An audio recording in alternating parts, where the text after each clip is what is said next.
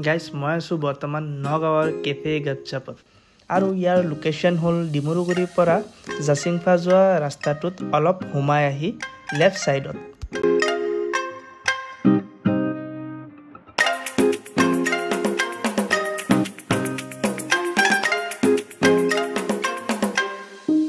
মই লৈ ল'লোঁ ফ্ৰাইড ম'ম', কৰ্ণ পাকোৰা আৰু লগতে ফ্ৰেঞ্চ ফ্ৰাইজ আৰু আমাৰ সকলোৰে প্ৰিয় চাহ।